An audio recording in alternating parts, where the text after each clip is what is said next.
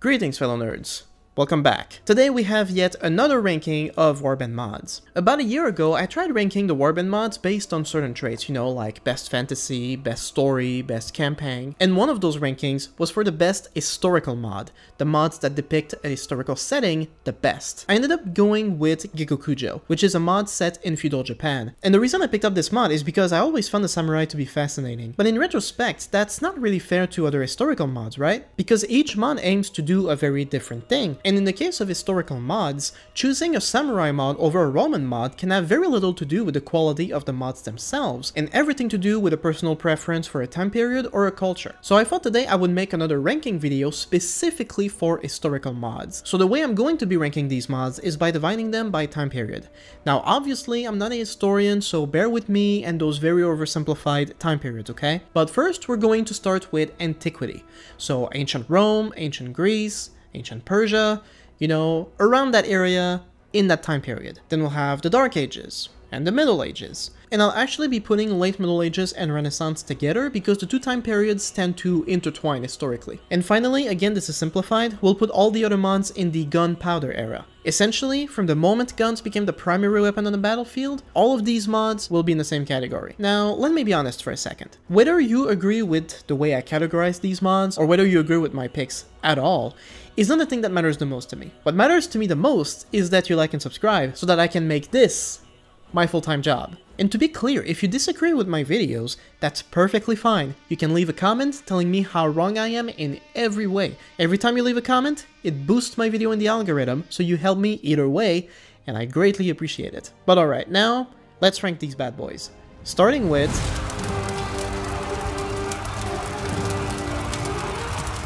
If you love the Roman Empire, look no further, as we have several of them. Starting with Bellum Imperi. Bellum Imperi centers around the Roman Empire while at the peak of its power in 161 AD. Historically speaking, the mod is very immersive with all the right items and some beautiful scenery.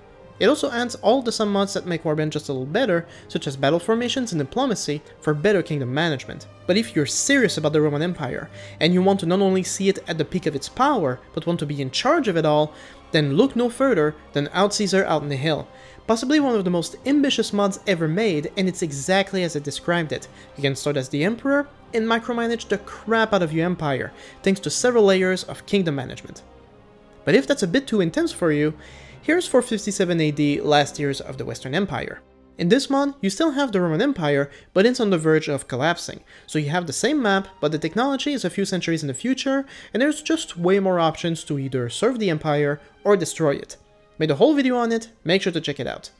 But what if you prefer the Greeks over the Romans? Well, look no further than Sparta. Sparta is a mod set in ancient Greece and is about as immersive as it can get, from the armors to the phalanx. Only issue, it's a bit buggy and fairly difficult. Armors are expensive, bandits are disciplined, warbands are numerous. Truly a mod for experienced players. If you're looking for a more Middle Eastern experience though, then I'd recommend Adventure in the East, which is set in late Antiquity. In this mod, powers in the Middle East are rising to challenge the newly renamed Byzantine Empire. The mod, like all others, is very immersive.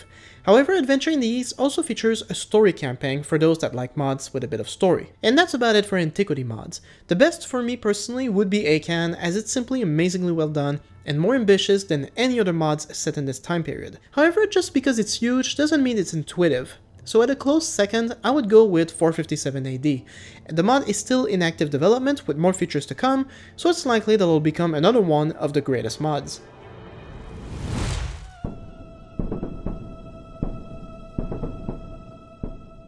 Honestly, I only have one mod for this specific time period, and it's Britannwalda.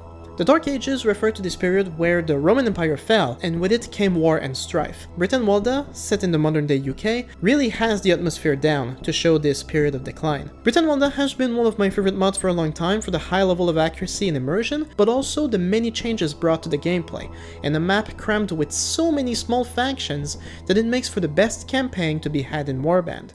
However, I don't really have any other mods that depict the Dark Ages. Maybe an exception would be Age of Arthur, but it's basically Britannwalda with the legend of King Arthur on top of it. So it's not perfectly historical, and it doesn't change much from Britannwalda. So let's move on.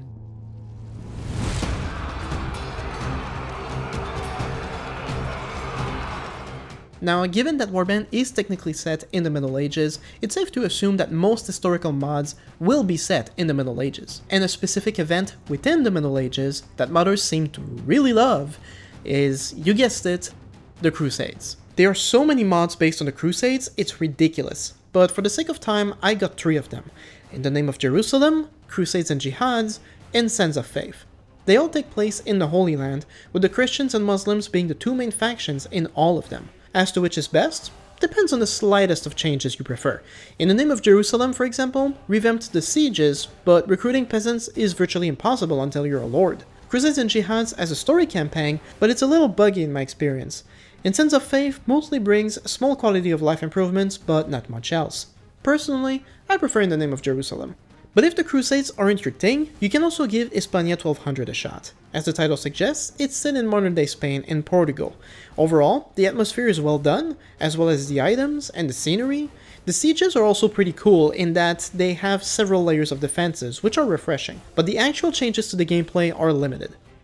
108 euros is a mod that takes you to feudal China, so if Chinese history is more your thing, this one might do the trick. It even has a story campaign, and there's a cool duel feature in battles. But for the best Middle Ages mod out there, the title goes to 1257 AD. This is probably one of the most ambitious mods ever made. It covers all of Europe, North Africa, and the Middle East.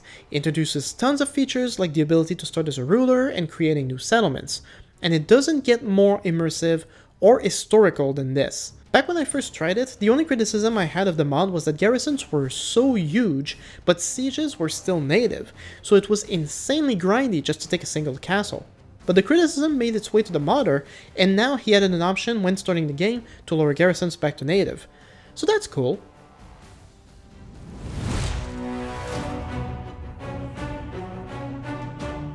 We're now heading into a fascinating time period that combines the most beautiful and advanced medieval armors ever made with the introduction of the weapons that would eventually make them obsolete. So let's start with 1429, the 100 Years' War. This mod is based on just that. In this mod, you will experience France in the late medieval period, as the kingdom struggles to kick England out of their lands.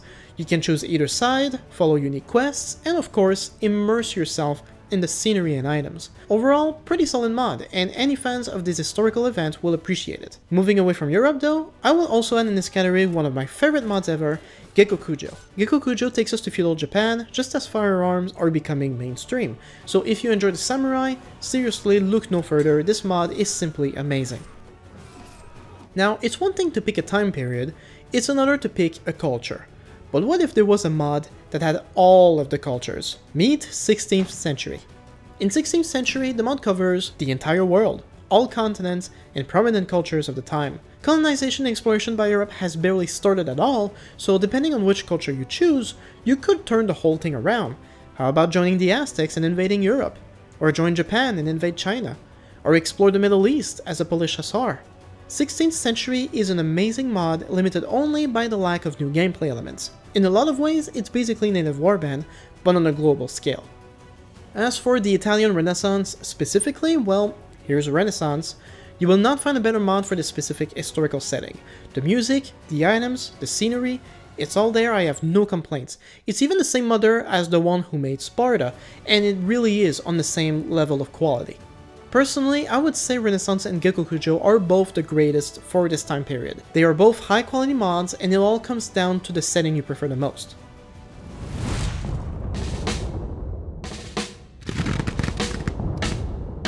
And finally, we make it to the gunpowder era.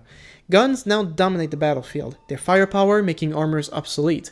All it takes is getting shot once or twice. Charging doesn't work. We're now dealing with the firing line. This is where we are. Let's start in America with 1860s America. It's a fun little mod for the lone gunslinger in the Wild West, and was one of the first gun mods I played. If you like this time and place, it's a fun mod to try, however, it was never finished.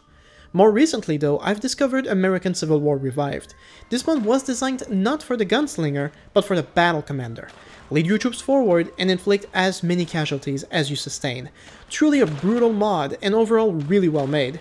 For anyone who likes the American Civil War, this will be the mod to try out.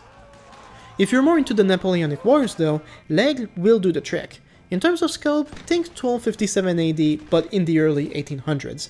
The mod is one of the most gorgeous mods, especially when looking at the flamboyant military uniforms of the time. This is the firing line at its peak in history. Only drawback of the mod is that the AI is not really good. They never use any formations, and because muskets are deadly but inaccurate, battles tend to drag on. But moving on to Southeast Asia, we also have, and I'm definitely butchering this, Suvarnabhumi Mahayut. This is another truly amazing mod that takes us to Indonesia, Vietnam, and Thailand as the Spanish come in with their conquistadors. The mod is a clash of cultures and technologies, varying from guns to large poleaxes, arrows, and war elephants. It's colorful, it's varied, and above all, it shines a light on a very interesting historical setting that doesn't get enough attention in my opinion. But if you enjoyed Gekokujo, you will also love Rising Sun. This mod was built on top of Gekokujo with the idea of being set during the fall of the samurai and the industrialization of Japan. So samurais are still present, but the focus has shifted towards guns. So the scenery is similar, as are the items and the mechanics, but the transition to a more modern Japan actually works really well. So to pick between Rising Sun and Gekokujo is once again a matter of preference. But if you're serious about guns overall, and you crave the carnage, then let me introduce you to my favorite gun mod, Between Empires.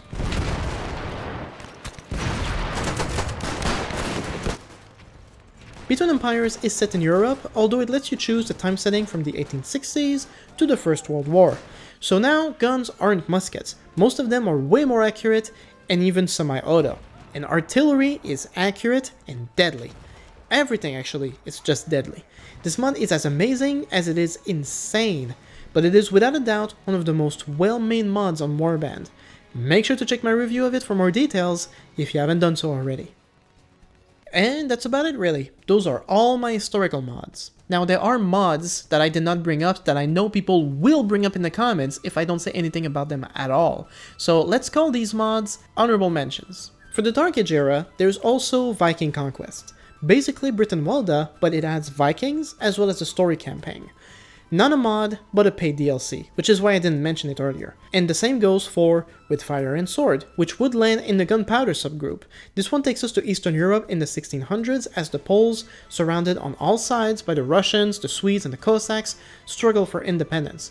Cool setting, but it's a standalone expansion for Warband, not a mod. And I'd also like to mention the Reckoning 3rd Stage. The mod is not historical given its Encyclopedia, and it's even less realistic considering it's a zombie mod, but if you don't just want a gun mod that involves muskets, but actual modern day firearms, the Reckoning 3rd Stage is the closest we have to a mod that depicts such things. Not just sniper rifles and machine guns and shotguns, but also tanks and helicopters. When it doesn't crash, that is. So for any modern warfare type, that's the closest I could find. Okay, but really now we're done. That's about it for today. So thank you for watching. If I forgot any mods, well, feel free to let me know down below. All the mods are listed in the description, so make sure to check them out. And while you're there, you can also find the links to all of my socials, including my Discord server, where you can hang out with other Warband players. But wait up, before you click on any of those links, if you could just click on the subscribe button, that would really help me out. Seriously, I joke and all, but I've been working on this channel for 2 years. It's really difficult sometimes, and I'm still pretty far from making substantial enough income to make this my full-time job, so if you enjoyed the video, it really doesn't take much. You can just subscribe, it helps me out a lot. Okay, I'm just repeating myself now. Thanks again, and have a good one.